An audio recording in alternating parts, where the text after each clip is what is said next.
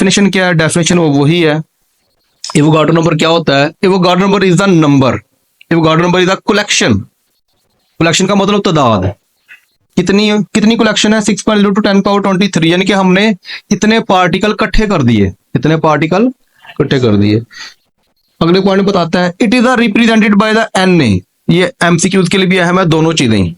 अक्सर बोर्ड में पूछता है कि 6.0 × 10⁻23 कितनी तादाद होती है एवोगाड्रो की, या उसको किससे जाहिर करते हैं? एन का मतलब नंबर्स, ए का मतलब एवोगाड्रो। तादाद तो यही रहेगी, ये तो चेंज नहीं होगी एवोगाड्रो नंबर की। क्लियर होगी बात यहां तक?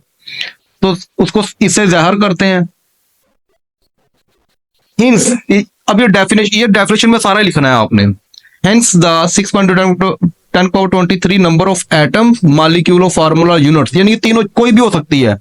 एटम भी हो सकते हैं, मालिक्यूल आगे मैं एग्जांपल से समझा दूंगा। मालिक्यूल भी हो सकता है, फार्मूला यूनिट भी हो सकते हैं। Which is equivalent to the 1 mole, यानी कि हमेशा 1 मोल के अंदर इतने होंगे। ये बात लाजमी लिखनी, वही बात पहले वाली नहीं आ गई? जब भी आप किसी चीज का 1 मोल लोगे, अगर ये बात नहीं लिखोगे 1 मोल, तो आपका सवाल गलत हो जाएगा।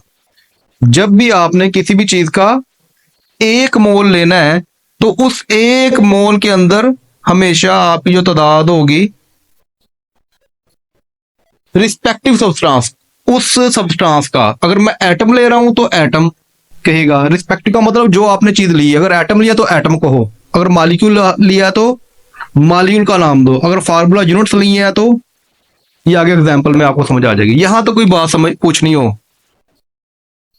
क्लियर है यहां तक? नेक्स्ट चलें। नेक्स्ट हमारे पास क्या है? नेक्स्ट इसकी एग्जांपल्स हैं। अब आप बोर्ड में शॉर्ट आ जाए लॉन्ग आ जाए, अपने एग्जांपल फिर एक दे देनी है। अगर लॉन्ग आए तो डेफिनेशन सारी एग्जांपल्स भी देनी है आपने। अब एग्जांपल सबसे पहले हम देखते हैं एटम के लिहाज से। ग्राम एटॉमिक मास पढ़ा था ना, तो क्या था? देखो यहां तक तो वही रहेगा, 1 ग्राम एटम ऑफ हाइड्रोजन। तो हाइड्रोजन का कितना एटॉमिक मास होता है? हाइड्रोजन का एटॉमिक मास बेटा 1 होता है। मैंने कहा था ना, अगर आप पढ़ोगे, ये याद किए होंगे, तो ये बातें खुद ब खुद याद रहेंगी। हालांकि मैंने वहां पे भी याद करवाया आपको, gram atomic sorry molecular mass में भी याद करवाया, रिलेटिव एटॉमिक मास में भी याद। और हाइड्रोजन का तो सबसे सिंपल है, कितना होता है? 1 होता है बेटा। हाइड्रोजन का सबसे सिंपल है। ऑक्सीजन कितना था? 16 था। कार्बन का, चलो मर्जी आप लोगों की, मैं क्या कह सकता हूं। हाइड्रोजन कितना होता है? 1। तो 1 AM जो था, मैंने किस में जाहिर कर दिया उसको? ग्राम में। जब भी ग्राम में जाहिर करूंगा तो वो क्या बन जाएगा? 1 मोल। और किसी भी चीज का जो 1 मोल होता है, उसके अंदर कितनी तादाद होती है? 6.0 × 10⁻23 एटम। ठीक है बेटा, इसके अंदर देखो ये जो एग्जाम्पल है यहां तक 1 मोल तक। अब यहां तक तो ये वही पुरानी चल रही है ना, ग्राम एटॉमिक मास की। और आपको मैंने कहा कि जब भी किसी चीज का 1 मोल बन जाए, उसके अंदर कितनी तादाद होगी? ये वो बस आपने जो इतनी तो पहले याद रखनी, पहले वाली। आगे तो आपको सिंपल अंडरस्टूड है कि आपने वहां पे आगे 6.0 × 10⁻23 लिख देना है। अब ये जो एग्जांपल थी कार्बन की, ये भी पहले आई थी। कार्बन का एटॉमिक मास कितना था? 12।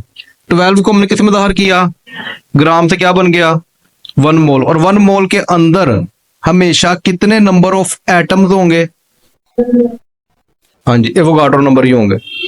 जिनके आपकी ये वाली एग्जांपल वही है पीछे वाली, मैंने कोई चेंज नहीं की। या आपको क्रिएटिव माइंड बनाने के लिए अगर मैं यहाँ पे ऑक्सीजन लिख दूं, एटम ऑफ ऑक्सीजन, ऑक्सीजन का एटॉमिक मास कितना होता है? 16। कितना होता है? अब 16 को किस में जाहिर करना है हमने? ग्राम में। तो क्या बन जाएगा? 1 मोल। और तादाद यही रहेगी। यानी कि अगर आपने रिलेटिव एटॉमिक मास के अंदर, और मैंने आपको वो टेबल भी दिखाया था, अगर वो एटॉमिक मास आपने अच्छी तरह याद किए होते तो आपको ये आज मुश्किल नहीं होनी थी। अच्छा नेक्स्ट देखो, अब हम किसकी बात करेंगे? मॉलिक्यूल की। अब हम किसकी बात करेंगे? अब मॉलिक्यूल के अंदर तो नंबर ऑफ मॉलिक्यूल्स ही आएंगे ना। अब ये एग्जांपल मैंने पीछे की थी हाइड्रोजन की, H2। हाइड्रोजन का एटॉमिक मास कितना था? 1 था। लेकिन उसके अंदर कितने एटम साथ हैं? 2। तो 2 से मल्टीप्लाई करेंगे, कितना बन गया? 2 ग्राम बन गया।